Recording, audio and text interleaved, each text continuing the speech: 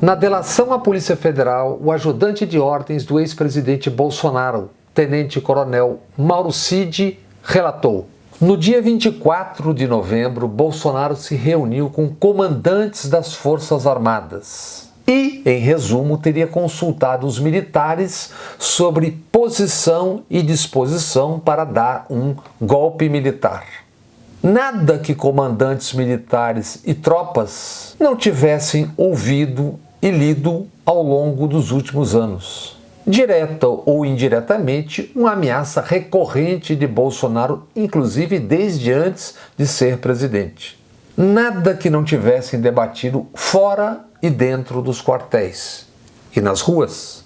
Por anos, o Zubinato verde-amarelo bradou pelo golpe. Militares ocuparam o governo. Começaram com Michel Temer. Se aboletaram de vez com Bolsonaro. Desde o topo, mais de 6 mil empregados militares nas engrenagens do Estado. Centenas de militares de todas as patentes e em múltiplos meios e redes ameaçaram, cobraram golpe, intervenção militar. Lá no topo, os sonsos atiçando e deixando o barco correr. Na hipótese mais plausível, como se deu, com a mão do gado, a encenação de um golpe para, assim, buscar manter o máximo do poder da tutela outra vez sendo exercida. O valente general Heleno, ex-ministro do Gabinete de Segurança Institucional, nesta terça-feira foi à CPMI do 8 de janeiro. Heleno na CPMI, um querubim. Toda aquela coragem, e ele disse que nunca viu, ouviu, nem disse nada. Desmentido ou omisso e aqui e ali, mas seguia um querubim. Até que, atropelando a persona angelical, viesse à tona o verdadeiro Heleno. Um general colérico, arrogante, prepotente, que, quando exposto, xingou a relatora da CPMI, senadora Elisiane Gama. Na sua opinião, as eleições brasileiras agora em 2022 foram fraudadas? Já tem o resultado das eleições, já tem um novo presidente da República. Pô, não posso dizer que foram fraudadas, foram examinadas. O senhor mudou de ideia, né? Muito obrigada, presidente. Ela fala as coisas que ela acha que tá na minha cabeça.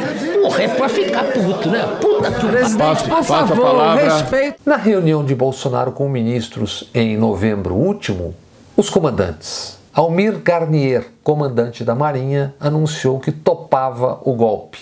Carlos Batista, da Aeronáutica, teria ficado calado.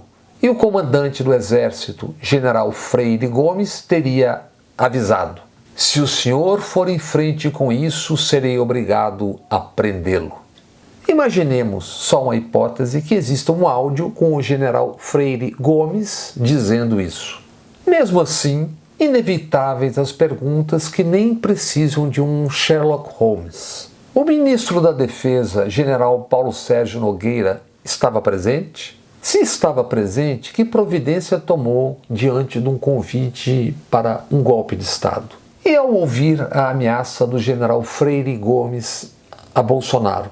Se não estava presente, o ministro da Defesa foi comunicado pelo comandante do Exército de tão grave fato? Se for comunicado durante ou depois, por que o ministro da Defesa não tomou providências? E se o general Freire Gomes não comunicou ao ministro da Defesa ou a qualquer outra graduada autoridade ou instituição, incorreu em qual crime ou irregularidade disciplinar? E o ministro da Defesa, Paulo Sérgio?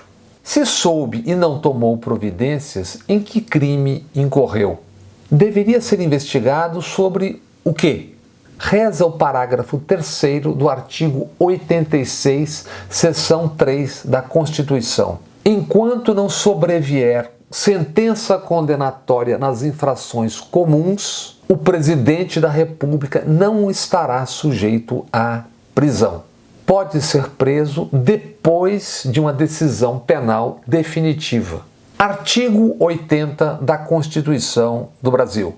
Prisão do presidente da República só depois de decisão que passe pela Câmara dos Deputados, Supremo Tribunal Federal e Senado. Um leigo pergunta: um general, mesmo o comandante do Exército, tem poder para prender o presidente da República?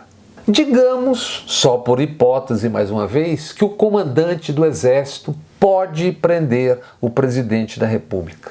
O que isso implica por uma decorrência lógica inescapável? Que o comandante da Marinha e também o comandante da Aeronáutica também podem prender o presidente da República.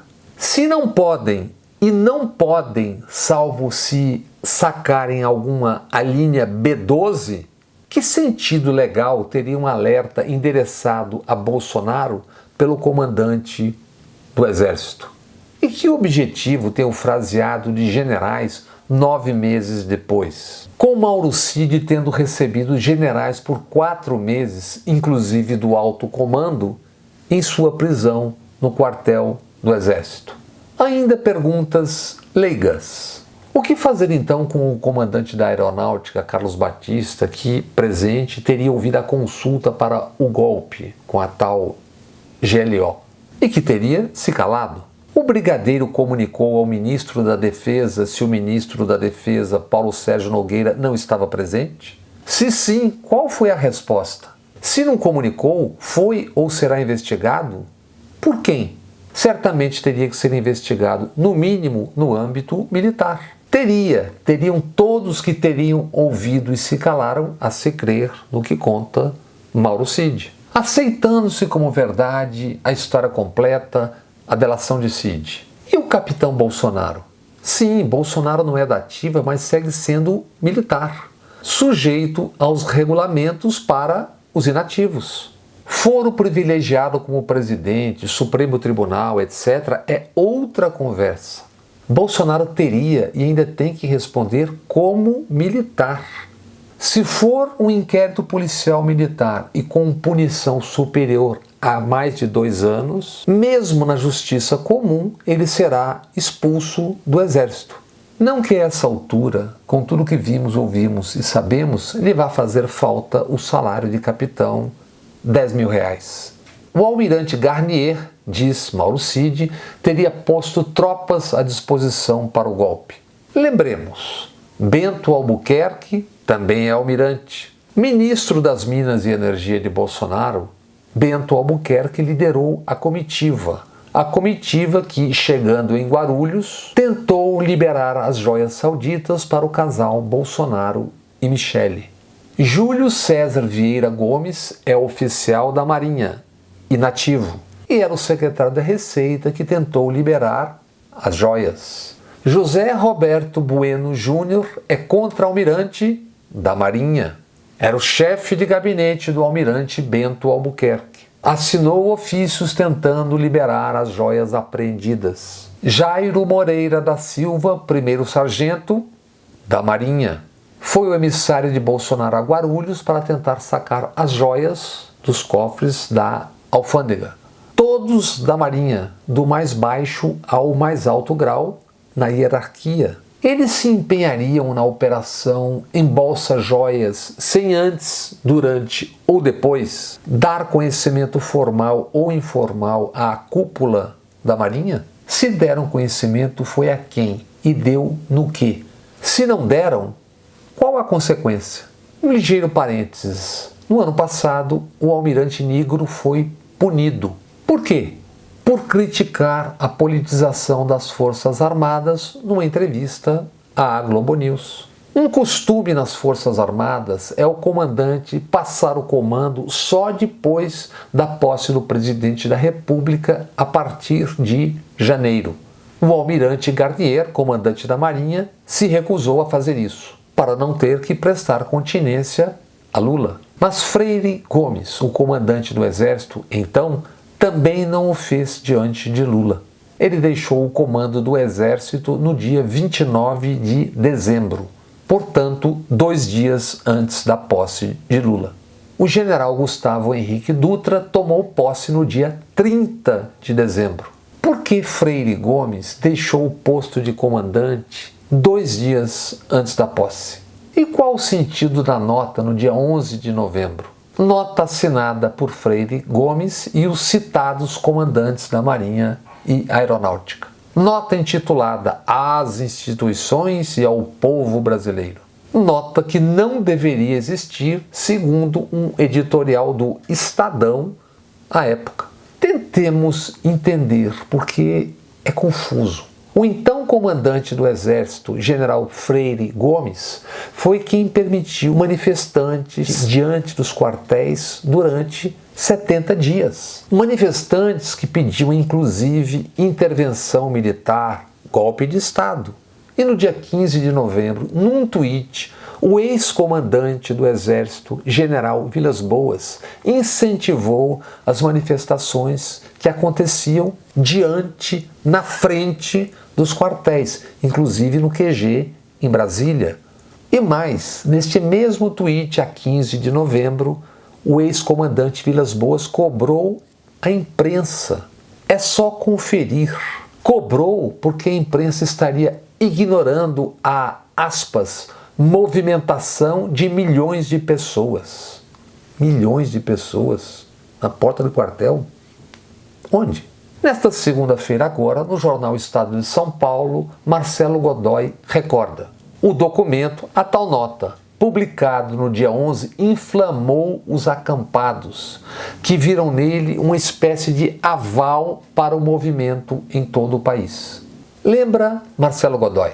O público à frente do quartel-general chegou a ser estimado em 100 mil pessoas no dia 15 de novembro. Segundo Godoy, a 29 de dezembro, o então comandante do Exército, Freire Gomes, impediu uma operação. Teria impedido que o então comandante militar do Planalto, General Dutra, retirasse os manifestantes, os acampados diante do quartel-general em Brasília. Frase de Freire Gomes descrita por Marcelo Godoy no Estadão. O Dutra é um irresponsável, um maluco. Mandei cancelar a operação. Por que cancelar? Supostamente por temer qual seria a reação de Bolsonaro a 2 dias da posse. Freire Gomes será investigado também por ofender outro general? Ainda sem ser conhecido todo o teor, o oficial da delação de Mauro Cid, multiplicam-se as versões e contraversões de militares.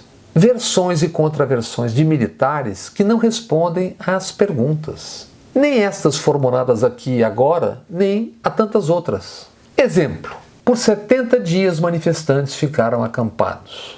Acampados diante de navios do almirante Garnier ou em frente a quartéis e ao quartel-general do Exército em Brasília.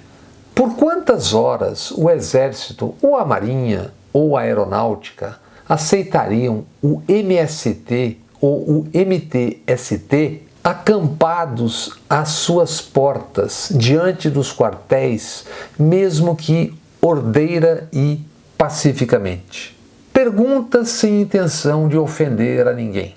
Os comandantes militares e quem mais estava ou estivesse na tertúlia golpista fizeram o quê? Tomaram qual atitude diante da minuta de golpe apresentada junto com a consulta por Bolsonaro? A apresentaram, enviaram a qual autoridade? Bolsonaro lançou sua candidatura dentro da principal academia militar do país, a AMAN, a 29 de novembro de 2014. E por anos foi apoiado politicamente por militares. Centenas de generais, coronéis, majores, capitães, milhares de militares. Do voto à participação no governo, governos, porque também estaduais, com a autorização dos respectivos comandos, militares inativos, mas também da ativa. E até agora, além do almirante Nigro, punido há 1 ano, só um militar segue sendo duramente investigado. Militar que recebeu 5 processos administrativos, já tendo sido punido em 4. E que agora responde ao inquérito policial militar, que pode levar à sua expulsão do Exército. O único investigado para valer é o coronel da reserva Marcelo Pimentel. o único militar a se posicionar ao longo de 4 anos e que no próprio 11 de novembro criticou o texto da nota dos militares por sua insensatez e o risco embutido. O risco, um 8 de janeiro, que viria, a encenação golpista. Marcelo Pimentel foi punido por essa crítica com mais uma repreensão, a 4ª. E assim, la nave va. Por ora, para valer, só com o solitário almirante Garnier. Até quando a farsa?